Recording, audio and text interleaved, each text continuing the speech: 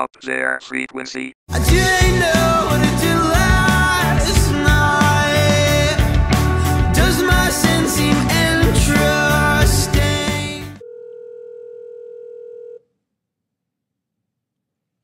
Hello? Hi, is this Tony? It is Tony. Hi, Tony, this is Brennan for the interview. Do you have a second? Yeah, I totally do. All right. Yeah, 1 second. Let me step outside. All right, cool, man.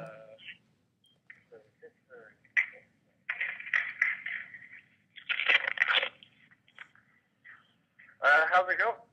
It's going excellent, man. How are you? I'm good. We're just loading in here in San Francisco, and Yeah, right on, getting ready man. to sound check. Awesome. So how's the tour going so far? It's going really, really well. Really fun, We are big fans of the Joy Formidable, so it's cool to be on the road with them. So is it pretty surreal to be opening up for the Joy Formidable and then later on for Death Cab? It is really exciting. Two bands that we like a lot. I mean, we never ever thought we'd get a chance to open for Death Cab, so that one's pretty surreal to think about. Yeah. Well, you guys are both from Washington, so did you guys come up playing shows together, or how did you guys? No.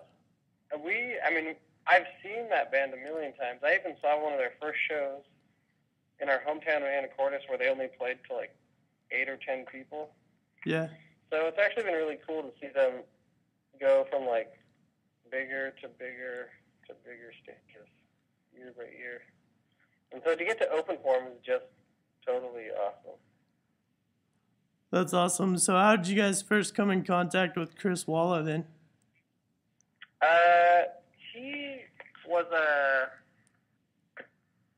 He was getting interviewed on CNN, and they asked him what he was currently listening to, and he said he was listening to our last record, Reaching the Body Electric. I guess he had read our name enough in a local stranger that he decided to check it out.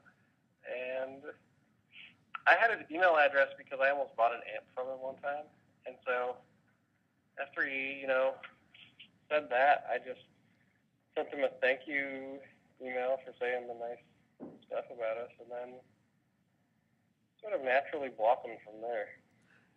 That's awesome. So he liked you guys. Yeah. So he liked you guys so much that he started his very own imprint just to sign you guys. Am I correct? Yeah, which is super flattering and crazy. It's not every day someone, you really respect and look up to does something like that for you. Yeah, it's pretty crazy. So is touring still pretty new for you guys? Are you pretty comfortable with it at this point? I'm sorry, one thing. My phone is crappy now. I'm gonna try to walk over here. What was that last question? So is touring still pretty new to you guys, or does it feel pretty comfortable? It feels super comfortable. This is our 4th national tour in the last year. So, we've gotten really used to being on the road. Sure, there's always the times when you just wish you were at home.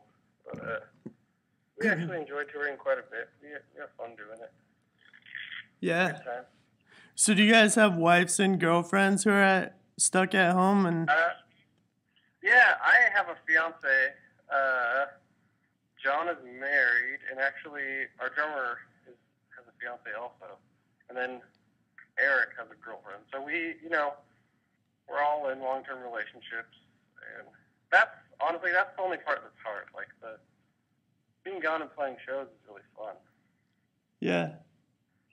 So how do they take being at home, or how do they take your absence for such extensive amounts of time? I think they're pretty good sports about it. They really, they've always been huge advocates for what we're doing, so I think they're just happy that we're happy, Yeah. That's awesome, man.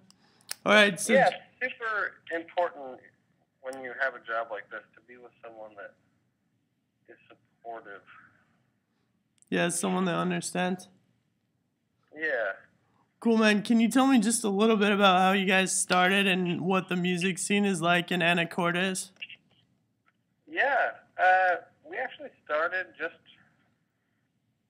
goofing around. Like, me and Eric went, I took him to a Mudhoney show because they had always been one of my favorite bands. And on the drive home, we were just like, dude, we need to start a band. Like, this, what are we doing? And so he knew Braden, and the three of us just started playing together, sort of like, instrumental music, just hanging out in the garage and kind of drinking beer and doing whatever. And then we were like, well, someone needs to sing, but none of us want to sing. And Braden knew John, so we invited John over, and like the first practice just kind of felt like we were actually a real band. And so, ever since then, we've just been playing together, and that was 2005. Well, it was like December 2004, but our first show was in 2005. And but Anacortes, actually, for being such a small town, actually has like a fair amount of bands, and like there's an art scene, and there's a little bit of a music scene, and it's a very vibrant community for being such a small place. Right on. So, as far as when you guys started picking up steam or whatever, or momentum, I should say, did you guys do it? Did you guys have to go to neighboring cities, or did you start getting a pretty big buzz there in Anacortes? We just started playing more and more and more. Like, Anacortes was always very supportive of us, but it took a few years before, for Seattle to warm up to us. It took us playing kind of any shows we could get on the bill, and the band Vendetta Red, when they were still around, put us on a few bills with them, and it's kind of like building friendships with other bands, and I don't know, it just kind of happened. Sometimes I still feel like it's like we're still just a band in a garage. We just go play around the country a bunch or something. I think we still feel like we're in a garage band though. Right on. But at this point, is music your guys' day job at this point, or do you still, when you come off tour, have to go back and work real jobs? We've been lucky enough that for the last year, we're just playing music.